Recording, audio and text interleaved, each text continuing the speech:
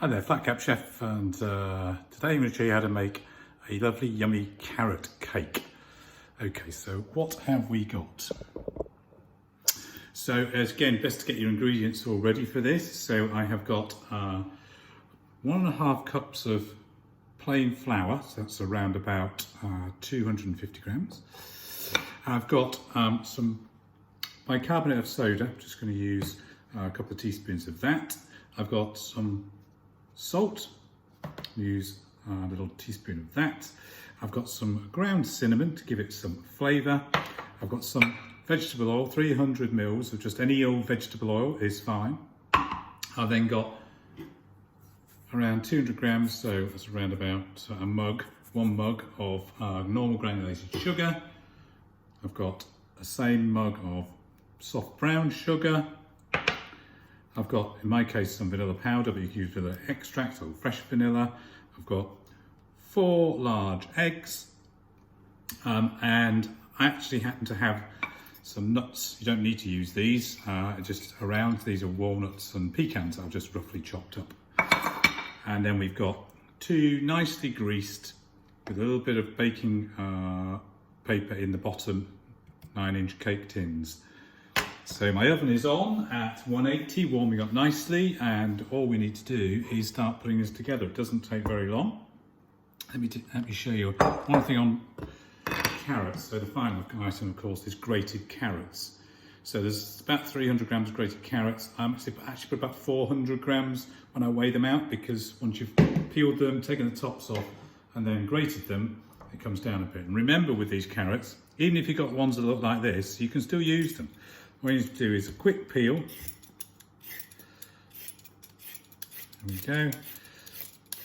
All that horrible blackness is gone. Chop the end off. And then I've got my grater here. I don't have if you've got one of those electric ones, that's great on your blitz, your mixer. A tip if you're using one of these is to just take a triangle off the edge. So you've got a flat piece like this. So that flat piece, when you then come to grate it, you'll find it an awful lot easier, because you've used this big flat edge, and it gives you a lot more purchase. Okay, so that's just a quick tip on doing that. Should help. And you'll also find that when you get to the end of that hand grating, you're going to have a bit left over. Just throw that away. That's why I do 400 and I only need 300, because I know that stuff's going to be wasted. Right, so let's get to mixing. So I'm going to mix together my wet ingredients for this. So what's the thing I've got here? I've got my 300 of oil. There we go. I'm going to put a little sprinkle of vanilla powder. Gives it a nice flavour. Not too much, because oh, it's lovely, but it's quite powerful. There we go. And next I am going to put in my sugars. So I'm going to put my 200 grams of 1 mug of white, and same quantity of brown. Okay, I'm then going to put in some baking soda. Don't need much baking soda, just going to put in, what we're going to put in here, we're going to put 1, 2 of those, that's that one done.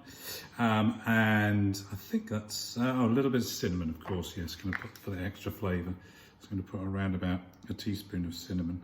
It's flowing over the edge, but that's okay.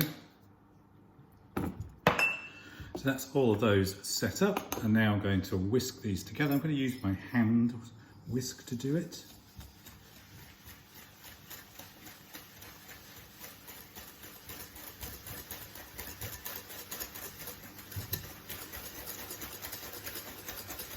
You know, if you've got an electric whisk, that's fine, you can use that as well.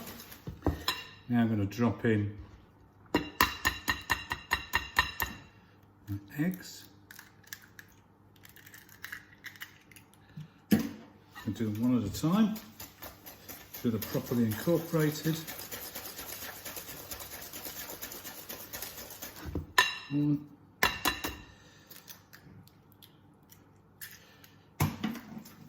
2. These are good big eggs. See, it's starting to change texture and colour already. 3.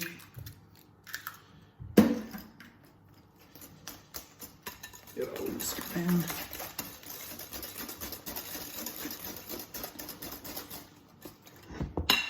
And 4. There we go.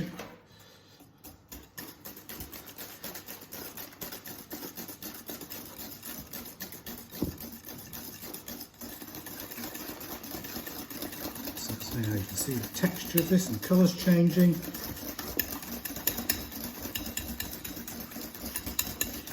Okay, that's all nicely whisked together. So now I'm going to put in my flour. I'm going to put in about a third of the flour. Okay. And just a little teaspoon of salt. I'm going to use a spatula to stir this in. It's pretty easy to mix together. There we go. See why you put a third in at a time, because otherwise your flour is going to explode everywhere as you're trying to incorporate it into this lovely batter that we've now created. That's now incorporated. Let's put the next third in. There we go.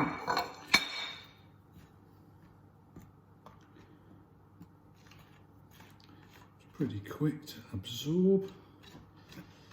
Not too much flour in this, which is nice. A bit of a stir then helps. So you're folding and stirring, scraping it off the sides, making sure it doesn't get wasted. There we go. Is that one done? Now my final third goes in. I haven't done much in the way of kind of baking cakes, although my chocolate cake is well followed. If you want to check that out on the website, it's the foolproof way. Everyone can still make a mistake, but pretty much foolproof way of making a lovely chocolate cake. So this is now thickening up as that flour is incorporated, which is great. Now we're coming to the moment where we're going to put the key ingredient in, which is of course, you guessed it, carrot. So I'm going to roll my nuts in there. There we go, nuts are in. Those are quick. Stir around. You don't have to use the nuts. And clearly, if you're allergic, you're not going to use them. And then finally, my lovely carrot. It's all been grated. We get the juice from the carrots as well, which adds a little bit of moisture to the cake. Surprisingly juicy of carrots. Right. I find the best way is just kind of stir and then fold backwards and forwards, like a W shape, just to get the initial incorporation. These lovely carrots. Doesn't take long. Just make sure it's well mixed from the bottom, otherwise you'll end up with an uneven cake, which you don't really want. Doesn't take much now, so we're pretty much there. Then I'm going to divide this between my two tins, pop it in the oven for around about 40 minutes. Check it after 40 minutes. Press the top, should be springy, and come back when you press it. If it doesn't, then perhaps leave it another 5 minutes or so, so max of about 45 minutes. So here we go. Let's just divide this up between my two. Should be roughly half. And then the second one.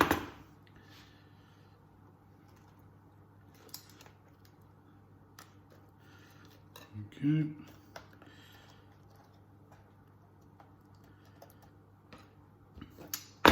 Give them a little tap and it evens them out. Then we're going to pop these into the oven and then we'll come back and check on the cake. Okay, so they've now just come out of the oven. It's about 40 minutes. Quick tip on how to get them out of the tin. You've got the two parts of the tin. You simply find yourself a bowl like that, and then around the edges just use a flat bladed knife just to scrape right around the edges, and then push down on the bowl, and you will end up with your cake sitting very nicely on its tin like that. Then take it off. You make sure you're using a good towel, and then what we do is invert it. So tip it upside down. So you see here's the baking paper. So you're tipping it upside down onto a nice cooling rack, and then just peel away the baking paper because you want the cake to cool, and if it's on there it's not going to cool. It's going to hold in the heat. You can see the steam coming off this. Just peel it off the edges. It smells wonderful. And we're going to leave this now to cool on this rack for about half an hour. It needs to be properly cool before you can actually decorate it. So that's what we'll do next. So back shortly. Okay, so my cake is fully cooled. I've actually put it together for you now, and I've put the two layers together. I've actually made a frosting for this. You don't have to, you can actually eat the cake as it is, just put the two layers together. It'll be delicious.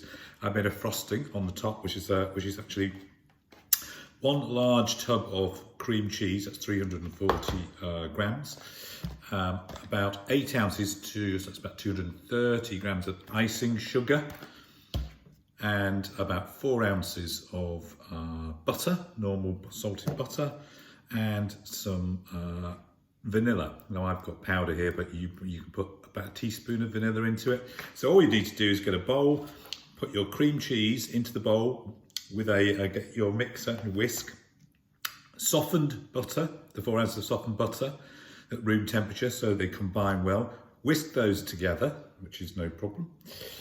Then add in 2 batches your icing sugar, so about 4 ounces at a time, and then your vanilla. And they all combine beautifully. They might go a little bit soft as a mixture, so you can pop it back in the fridge before you actually use it to coat your carrot cake. If it's a little bit too thick, you can always add just a little tablespoon of milk, and that will just ease it a little bit. Then once you've coated it, I pop it back in the fridge for 10 minutes, just firms it up a little bit. So when I actually put these together, I put a thin layer of my frosting in the middle, and then coated, in this case, there we go, the whole cake. And that's a carrot cake done. If you want to see more of this, then just subscribe to the channel. It's free, just get reminders when I publish something, or you can also go to the website, which we're building content out on, which is www.theflatcatchef, or one word, .com. Back soon.